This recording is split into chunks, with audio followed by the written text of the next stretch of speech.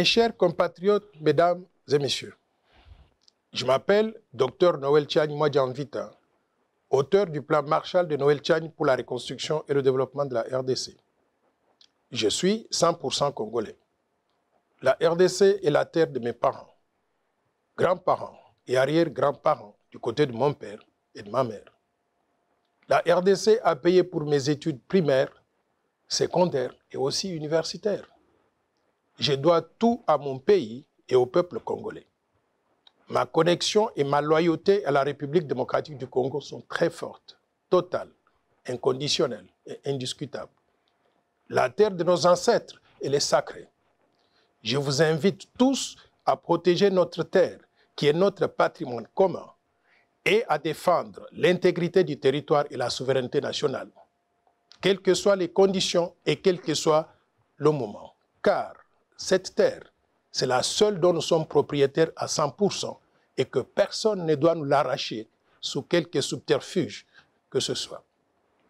Je voudrais renouveler ma proposition du plan Marshall de Noël Tchagne pour la reconstruction et le développement de la RDC comme étant la vision globale du développement pour pacifier tout le pays, lutter contre les antivaleurs, promouvoir la bonne gouvernance, développer le capital humain, promouvoir l'autosuffisance alimentaire, créer des infrastructures de base, industrialiser et diversifier l'économie nationale, promouvoir un système financier moderne et robuste, restructurer la Banque centrale du Congo en une véritable autorité monétaire et de régulation et doter le pays d'une monnaie nationale crédible tout en mettant fin à la dollarisation de l'économie nationale.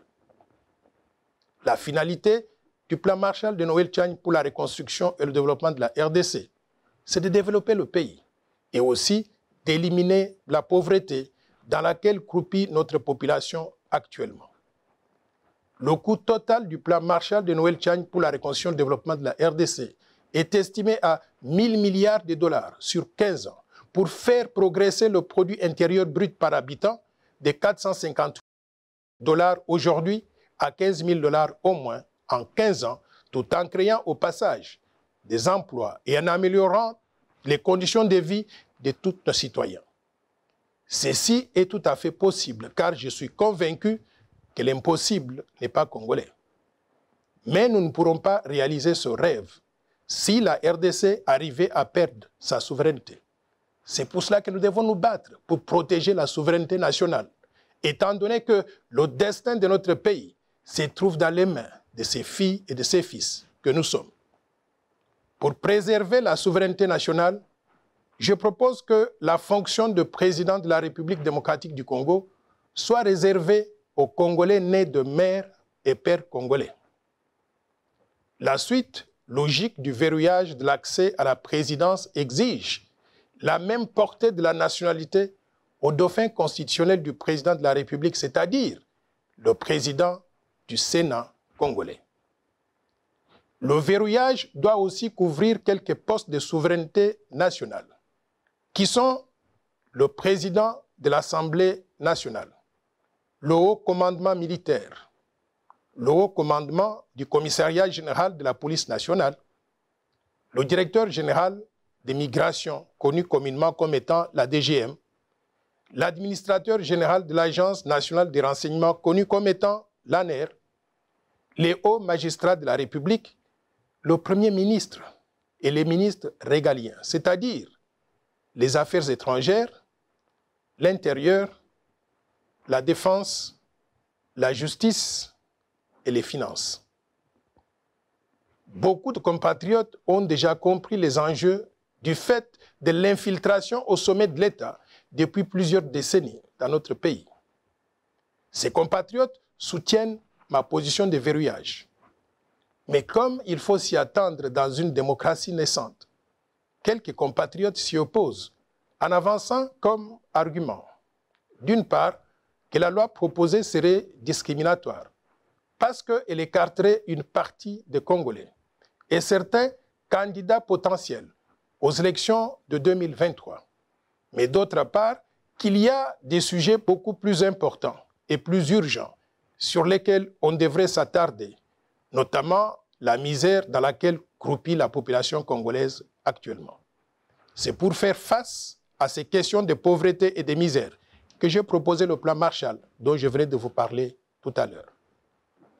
Chers compatriotes, mesdames et messieurs, ma proposition de verrouiller l'accès à la présidence de la RDC et aux fonctions très sensibles est importante. Pourquoi? Parce qu'elle porte sur un aspect crucial de la vie de notre pays, l'accession aux plus hautes fonctions de souveraineté nationale. Ma proposition de loi ne porte pas sur les conditions d'acquisition de la nationalité congolaise ou sur les modifications de ces conditions d'acquisition de la nationalité congolaise. Ma proposition ne changerait donc rien quant à la nationalité de ceux qui sont déjà congolais actuellement. Je voudrais vous parler d'un article important de la Constitution qui parle de ces questions de nationalité. C'est l'article 10 de la Constitution de la République qui est très clair au sujet des conditions d'acquisition de la nationalité congolaise. Cet article stipule ce qui suit. La nationalité congolaise est une et exclusive. Elle ne peut être détenue concurremment avec aucune autre. La nationalité congolaise est soit d'origine, soit d'acquisition individuelle.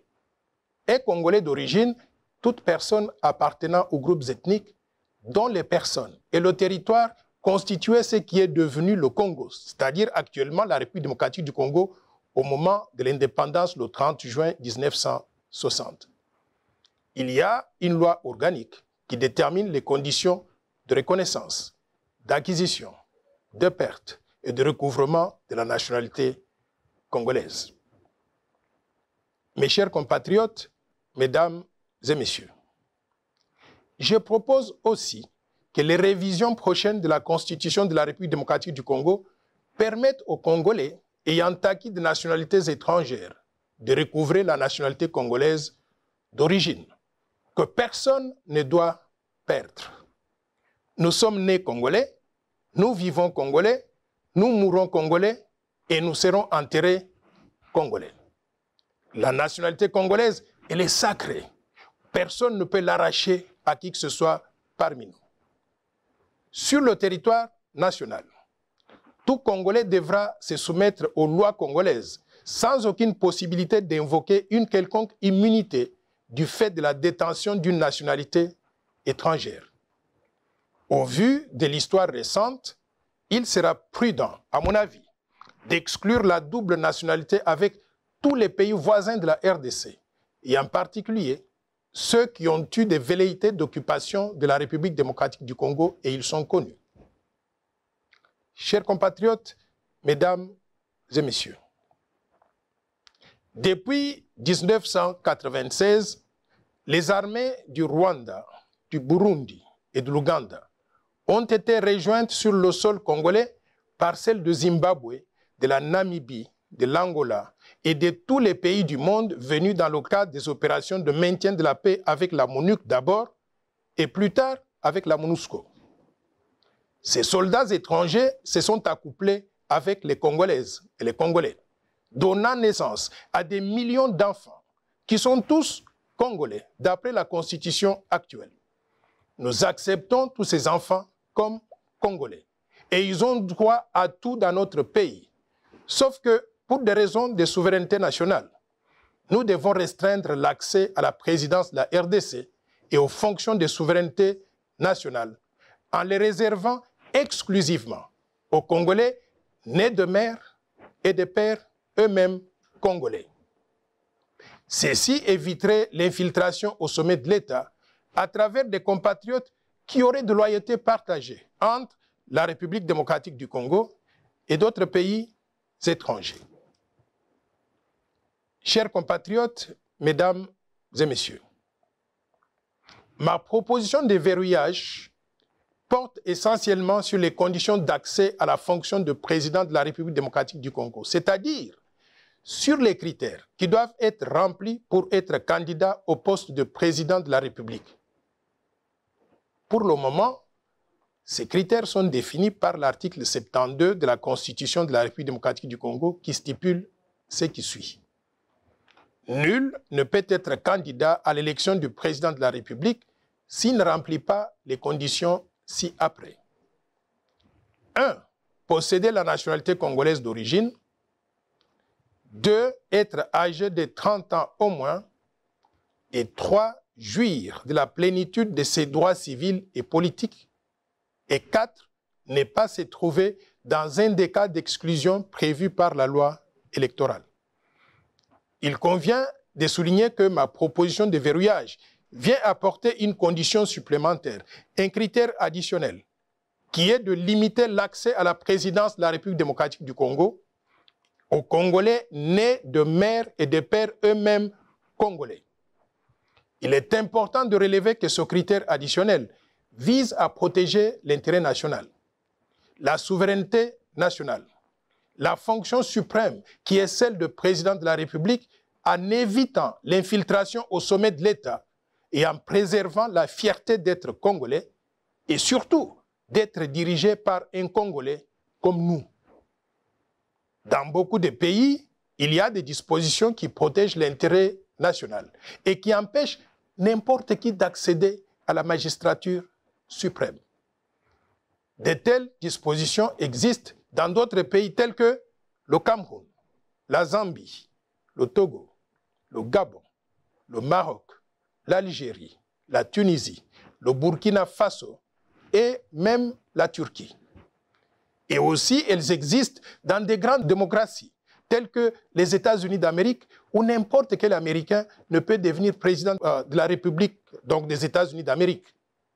Aux USA, donc, il faut être né sur le sol américain, comme Barack Obama, Bill Clinton et aussi John F. Kennedy. Par contre, l'ancien secrétaire d'État Henry Kissinger, l'ancienne secrétaire d'État Madeleine Albright et l'ancien gouverneur de l'État de Californie, Arnold Schwarzenegger, tout en étant tous les trois pleinement des Américains.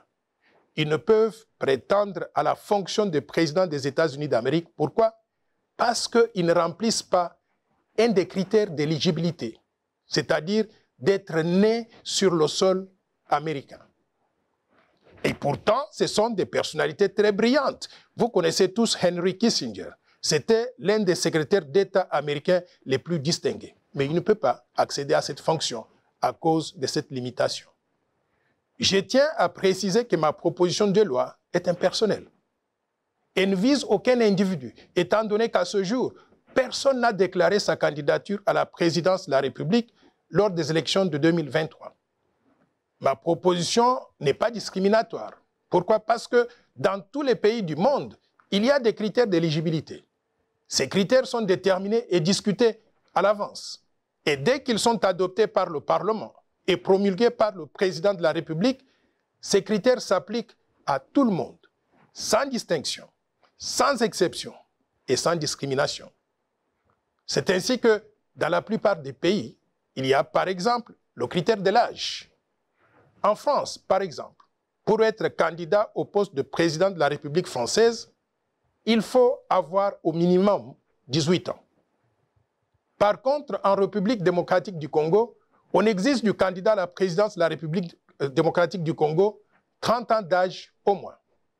Est-ce qu'on peut dire dans ce cas qu'il y a discrimination par rapport aux Congolais qui n'ont pas encore 30 ans d'âge? La réponse est non.